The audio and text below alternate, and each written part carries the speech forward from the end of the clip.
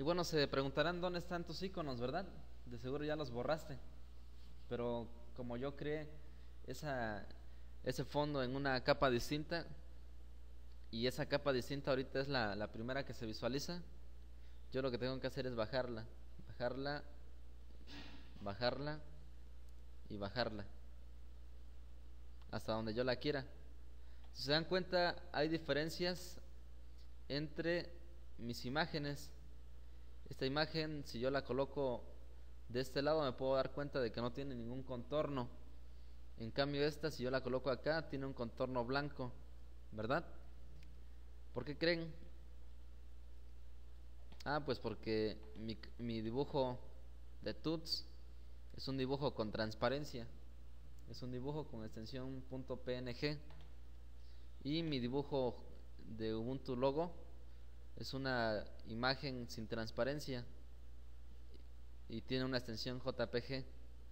Entonces, si yo quisiera quitarle lo blanco que nosotros vemos ahí a mi logotipo de Ubuntu, yo lo que tengo que hacer es posicionarme en su capa, darle editar, no, darle no, lo que tengo que hacer es utilizar esta herramienta llamada varita mágica. Aquí se llama selección difusa. Yo la selecciono, le doy clic a mi imagen,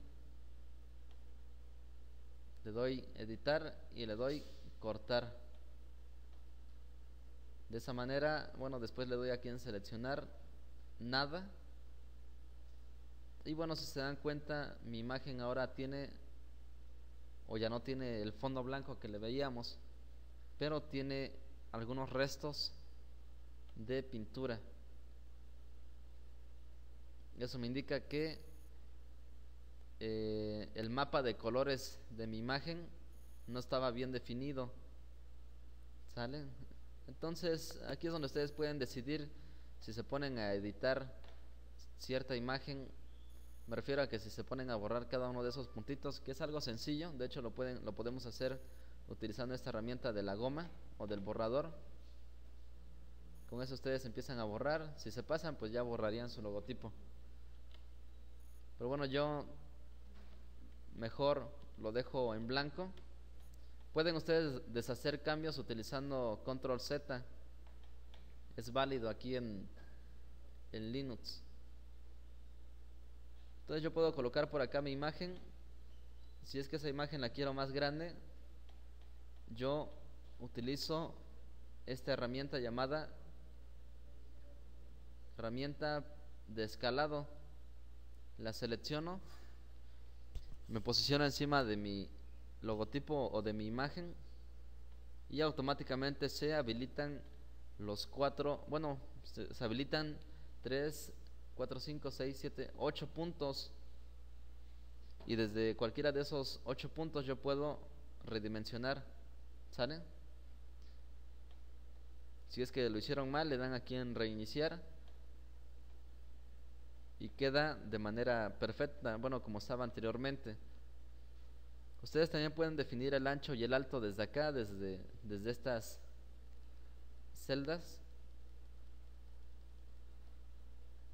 Y bueno, para que su reducción o su ampliación sea proporcional, habilitan este candado.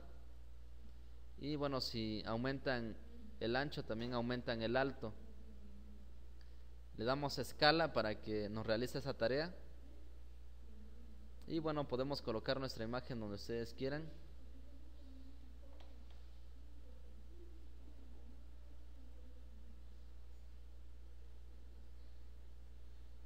Y bueno, la pueden acomodar como ustedes mejor quieran.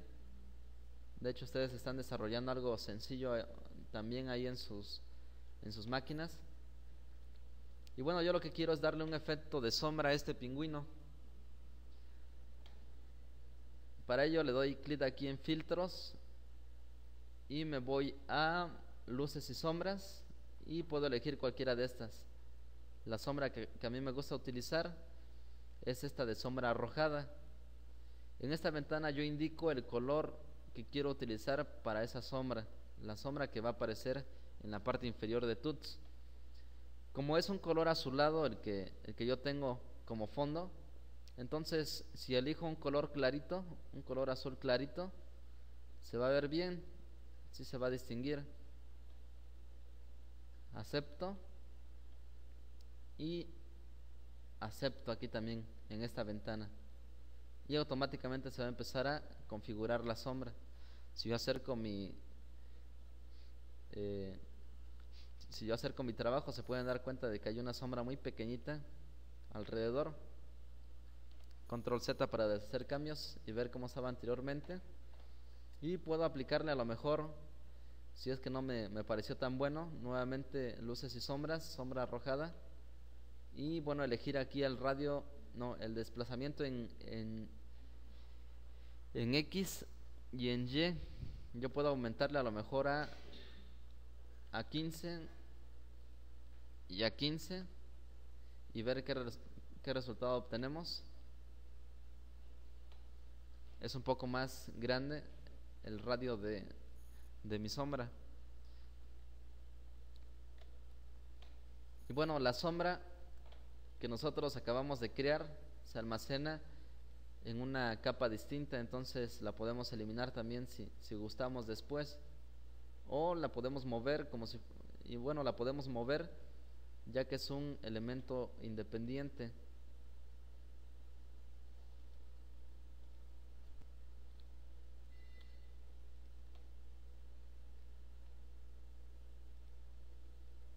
Ahí está, miren, esa es la sombra de Tuts. Es una especie de fantasmita, ¿verdad?